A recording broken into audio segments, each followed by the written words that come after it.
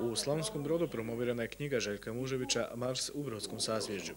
Riječ je o kolegi novinaru koji je veći dio Domovinskog rata proveo kao odgovorni urednik lokalne radijske postaje Hrvatski radio Brod. Knjiga zapravo ispada u dokumentarno-feljtonistički žanr, jer bilježi događaje i kronologiju rata na području Slavonskog Broda i ratišta na kojima je Mužević boravio kao izvjestitelj. No isto tako, uz tvrdi novinarski stil, Mužević si dozvoljava slobodu vlastitih ekspresija i komentara ratnih događanja i pojedinačnih slučajeva.